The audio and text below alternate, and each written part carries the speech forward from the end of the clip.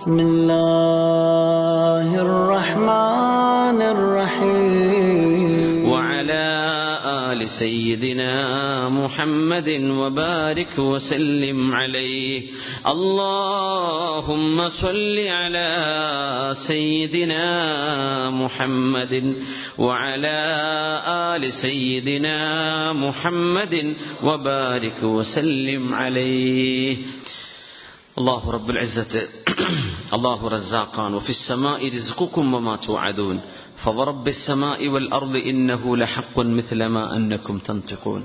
ഈ ആയത്തിനെ സംബന്ധിച്ച് മഹാനായ അബ്ദുല്ലാഹി ഇബ്നു അബ്ബാസ് റളിയല്ലാഹു അൻഹുവിന്റെ സദസ്സിൽ നടന്ന ഒരു അറാബിയുടെ ചരിത്രം നമ്മൾ പണ്ടങ്ങ് പറഞ്ഞു പോയിട്ടുണ്ട്. നിങ്ങൾക്ക് ഓർമ്മയുണ്ടായിരിക്കും അല്ലേ? ഒരു അറാബി മസ്ജിദുൽ ഹറാമിലേക്ക് അദ്ദേഹം ഷാമിൽ നിന്ന് ഇസ്ലാം സ്വീകരിച്ചു വന്നു. ഒന്നും അറിയില്ല, ഒന്നും പഠിച്ചിട്ടില്ല. അന്ന് ആളുകൾ ഹജ്ജിന് പോവുകയാണ്. അപ്പം ഞാനും വരുന്നു എന്ന് പറഞ്ഞു മക്കയിലേക്ക് വന്നു. അങ്ങനെ അദ്ദേഹം മക്കയിലേക്ക് ഹജ്ജിന് വന്ന നേരം സുബ്ഹാനല്ലാഹ് അങ്ങനെ മസ്ജിദുൽ ഹറാമിൽ മഹാനായ അബ്ദുല്ലാഹി ഇബ്നു അബ്ബാസ് റളിയല്ലാഹു അൻഹു ദർസ് നടത്താൻ. ഇബ്നു അബ്ബാസ് റളിയല്ലാഹു അൻഹു മദീനയിലാണ് ജീവിച്ചത്. ഹബീബിന്റെ വഫാത്തിന് ശേഷം മക്കയിൽ ദർസ് നടത്തി. താമസം ത്വായിഫിലാണ്. മഹാനവരുടെ മഖാം കിടക്കുന്ന ത്വായിഫിലാണ്. ഇബ്നു അബ്ബാസ് മസ്ജിദ് ഇബ്നു അബ്ബാസ് റളിയല്ലാഹു അൻഹു വലിയ വിശാലമായ ഹറമിലെ പള്ളികളെ പോലെ എല്ലാ നിസ്കാരത്തിനും മയ്യിത്ത് നിസ്കാരം നടക്കുന്ന, ജനാസ നിസ്കാരം നടക്കുന്ന ത്വായിഫിലെ വലിയ പള്ളിയാണ്. ടൗണിന്റെ മധ്യത്തിൽ ഹൃദയഭാഗത്ത് മസ്ജിദ് ഇബ്നു അബ്ബാസ് റളിയല്ലാഹു അൻഹുമ. അപ്പൊ മഹാനവർ ദർസ് നടത്തുമ്പോഴാണ് ഈ അറാബി ഉള്ളിലേക്ക്. അപ്പൊ ആളുകൾ ചോദിച്ചു, എന്താണിത്? ഖുർആനാണ്. പടച്ചവൻ അങ്ങനെ സംഭവം ഉണ്ടോ? അയാൾക്കതുപോലും അറിയില്ലായിരുന്നു. അദ്ദേഹം എന്താ പഠിപ്പിക്കുന്നത്? ഇൽമ പറഞ്ഞു കൊടുക്കാൻ. എനിക്ക് എന്തെങ്കിലും പറഞ്ഞു തരൂ? പറഞ്ഞു തരും. അങ്ങനെ ആൾക്കൂട്ടത്തിലേക്ക് ചെന്നിട്ട് അയാൾ ഇബ്നു അബ്ബാസ് തങ്ങളോട് ചോദിക്കുകയാണ്, അല്ലിംനി മിമ്മ അല്ലമകല്ലാഹ്, നിങ്ങൾക്ക് അല്ലാഹു പഠിപ്പിച്ചു തന്ന ഇൽമ എനിക്കും പറഞ്ഞു തരുമോ? അപ്പൊ മഹാനവറുകൾ ഈ ആയത്തിന്റെ ആദ്യ ഭാഗം ഓതി കൊടുത്തു. വഫിസ്സമാഇ റിസ്ഖുകും വമാ തുഅദൂൻ. അവർക്ക് അറബി അറിയാം.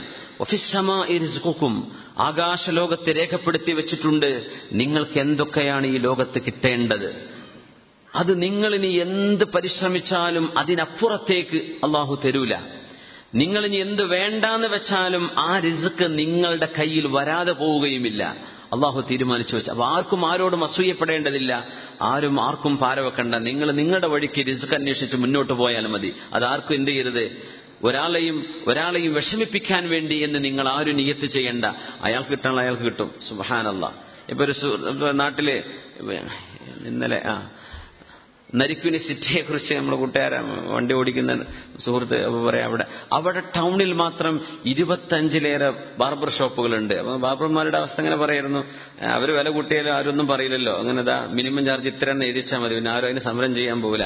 അപ്പൊ അങ്ങനെ ഒരു മുടി വെട്ടാനും താടി നന്നാക്കാനും ഒക്കെ ഉള്ള വിലനെ പറ്റി ഇങ്ങനെ പറഞ്ഞപ്പോഴേ പുറം നാട്ടുകാരായ ആളുകളൊക്കെ വന്ന് ഇഷ്ടംപോലെ ജോലി ചെയ്തിട്ടുണ്ട്. ഓരോ നഗരത്തിലും എത്ര ഷോപ്പുകളാണ്. ആ ഒരു ചെറിയൊരു ടൗണിൽ പോലും, ഒരു അങ്ങാടിയിൽ പോലും 25-30 ബാർബർ ഷോപ്പുകളൊക്കെ. എന്നാൽ അവർക്ക് കച്ചവടം ഉണ്ടോ? അല്ല, കച്ചവടമുണ്ട്. മുമ്പ് ഒരു ഷോപ്പ് ഉണ്ടായെടുത്ത്, ഒരു ജ്വല്ലറിണ്ടായെടുത്ത് എത്ര ജ്വല്ലറികൾ കാണും? ഒരു ചായക്കടലെടുത്ത് എത്ര ചായക്കടയുണ്ട്? അവർക്കൊക്കെ റിസ്ക്കില്ലേ? അള്ളാഹു കൊടുക്കുന്നുണ്ട്. ഇത് വലിയ അത്ഭുതമാണ്. ചെറിയവർക്കും നമ്മൾ വലിയ ഹൈപ്പർ മാർക്കറ്റൊക്കെ ഉള്ളിടത്ത് ഗ്രോസറിക്കാരെ പഠിച്ചവനെ അവരെ കാര്യം പോക്കായിരിക്കും. നല്ലല്ല, അവർക്ക് അള്ളാഹു അവർക്കുള്ള റിസ്ക് അവിടെ കൊടുക്കുന്നുണ്ട്. അതുകൊണ്ട് അവർക്ക് ബുദ്ധിമുട്ട് വരുന്നില്ല. അള്ളാഹുവിന്റെ ചില തർത്തീബുകളാണ്. അതുകൊണ്ട് വഫിസ്സമാഇ റിസ്ഖുകും വമാ തുഅദൂൻ, നിങ്ങൾക്കിപ്പോ ജോലി, ആർക്കും ഒരാൾക്കും നമ്മുടെ റിസ്ക് തടഞ്ഞു വെക്കാൻ കഴിയില്ല. അള്ളാഹു തരാൻ വിചാരിച്ചത് ഒരാൾക്കും തടഞ്ഞു വെക്കാൻ, ഒരു മാനേജർക്കോ ഒരു കമ്പനിക്കോ ആർക്കും തടഞ്ഞു വെക്കാൻ കഴിയില്ല. അള്ളാഹു തരണ്ടെന്ന് വിചാരിച്ചത് എത്ര വലിയ വാസ്തു ഉപയോഗിച്ചാലും അത് കിട്ടുകയുമില്ല. അപ്പൊ ഈ അറാബിയോട് ഇബ്നു അബ്ബാസ് റളിയല്ലാഹു അൻഹു വഫിസ്സമാഇ റിസ്ഖുകും വമാ തുഅദൂൻ എന്ന് പറഞ്ഞപ്പോൾ അദ്ദേഹം പറഞ്ഞു, മതി, എനിക്ക് മനസ്സിലായി, മതി, എനിക്ക് വേറൊന്നും കേൾക്കണ്ട, മതി, ഞാൻ പോവാണ്. അങ്ങനെ അദ്ദേഹം സദസ്സിൽ ഇറങ്ങിപ്പോയിന്ന്. അള്ളാഹു എന്റെ റിസ്ക് ഏറ്റെടുത്തു എന്നല്ലേ പറഞ്ഞത്? അൽഹംദുലില്ലാഹ്, ഇനിയിപ്പോ എന്തിനാ ഞാൻ ടെൻഷൻ അടിക്കണത്? പിറ്റത്തെ വർഷം മുമ്പ് ഹജ്ജിന് വന്നു. അങ്ങനെ മുമ്പ് ഇബ്നു അബ്ബാസ് അങ്ങയുടെ മജ്ലിസ് വലിയ ഹറമിലെ വലിയ ദർസ നടന്നുകൊണ്ടിരിക്കുന്നത്. അപ്പൊ ആ വലിയ ആൾക്കൂട്ടത്തിനിടയിലേക്ക് അദ്ദേഹം ചെന്നപ്പോ അപ്പൊ നമുക്ക് കഴിഞ്ഞ വർഷം വന്ന ആ മൂപ്പരാണോ? അതെ, ഇബ്നു അബ്ബാസ് തങ്ങളാണ് ഇരിക്കുന്നത്. എനിക്ക് പോയിട്ട് എന്തെങ്കിലും ചോദിക്കണം. അങ്ങനെ മഹാനായ ഇബ്നു അബ്ബാസ് തങ്ങളുടെ സദസ്സിലേക്ക് ആൾക്കൂട്ടത്തിനിടയിലൂടെ കടന്നു വന്നു. മഹാനവർ ദർസ എടുത്തുകൊണ്ടിരിക്കുക ഇടക്ക് കയറി ചോദിച്ചു, പിന്നെ അല്ലിംനി മിമ്മ അല്ലമകല്ലാഹ്, കഴിഞ്ഞ വർഷം നിങ്ങൾ എനിക്കൊരു കാര്യം പറഞ്ഞു തരുന്നു, വഫിസ്സമാഇ റിസ്ഖുകും വമാ തുഅദൂൻ, ഇനി ബാക്കി എന്തെങ്കിലും പറഞ്ഞു തരാനുണ്ടോ? അപ്പൊ മഹാനോട് ഈ ആയത്തിന്റെ ബാക്കി ഓതി കൊടുത്തു. ഫവറബ്ബിസ് സമാഇ വൽ അർദ് ഇന്നഹു ലഹഖുൻ മിസ്ല മാ അന്നകും തൻതിഖൂൻ. ഫവറബ്ബിസ് സമാഇ വൽ അർദ്, ആകാശലോകത്ത് അള്ളാഹു രേഖപ്പെടുത്തി വെച്ചിട്ടുണ്ട് നിങ്ങളുടെ ഭക്ഷണം, നിങ്ങൾക്ക് എന്തൊക്കെയാണ് വരാൻ പോകുന്നത്, എന്തൊക്കെയാണ് താക്കീതുകൾ, എല്ലാം അള്ളാഹു രേഖപ്പെടുത്തി വെച്ചു എന്ന ആയത്തിന്റെ നേരെ ബാക്കി ഓതി കൊടുത്തു. രണ്ടാമത്തെ കൊല്ലം എന്താണ് ആ ബാക്കി? ഫവറബ്ബിസ് സമാഇ വൽ അർദ്. അതുകൊണ്ട് ആകാശഭൂമികളുടെ പ്രപഞ്ചത്തിലെ എല്ലാ ഗോളങ്ങളെയും താരസമൂഹങ്ങളെയും പടച്ച അള്ളാഹുവിനെ തന്നെയാണ് സത്യം. ഫവറബ്ബിസ് സമാഇ വൽ അർദ് ഇന്നഹു ലഹഖുൻ, അത് സത്യമാണ്. മിസ്ലമ അന്നകും തൻതിഖൂൻ, നിങ്ങൾ സംസാരിക്കുന്നത് നിങ്ങൾക്ക് ബോധ്യപ്പെടുന്നില്ലേ? ഓരോരുത്തർ സംസാരിക്കുമ്പോൾ ഞാൻ സംസാരിക്കാമെന്ന് ബോധ്യപ്പെടുന്നില്ലേ? നിങ്ങൾക്ക് നിങ്ങളുടെ സംസാരം ബോധിക്കുന്ന പോലെ ആകാശലോകങ്ങളുടെ പ്രപഞ്ച സൃഷ്ടാവിനെ തന്നെയാണ് സത്യം. നിങ്ങളുടെ ഭക്ഷണം അള്ളാഹു രേഖപ്പെടുത്തി വെച്ചിട്ടുണ്ട് എന്നത് സത്യം തന്നെയാണ്. ഇത് പറഞ്ഞപ്പോ ആറാബി പറയാൻ, സുബ്ഹാനല്ലാഹ്, ഇതെനിക്ക് ബോധ്യപ്പെട്ടല്ലോ, ഇതിന് ഇത്രമാത്രം അള്ളാഹു സത്യം ചെയ്യേണ്ട വല്ല കാര്യമുണ്ടോ? ഇതെനിക്ക് മനസ്സിലായിട്ടുണ്ടല്ലോ. ആകാശഭൂമികളുടെ റബ്ബിനെ തന്നെയാണ് സത്യം, ഞാൻ ഈ പറഞ്ഞത് ഹക്കാണ് എന്നൊക്കെ അള്ളാഹു പറയാൻ മാത്രമുണ്ടോ? നമുക്കത് ബോധ്യപ്പെട്ടല്ലോ എന്ന് പറഞ്ഞ് അദ്ദേഹം ഇറങ്ങിപ്പോയി. സുബ്ഹാന ജല്ല ജലാലു. അപ്പൊ ഈമാനുള്ള ആളുകൾക്ക് ചിലപ്പോൾ കുറച്ച് കിട്ടിയാൽ മതി, ചെറിയ തിരി കിട്ടിയാൽ അത് വലിയ തീയായി വെളിച്ചമായി വളർന്നു വരും.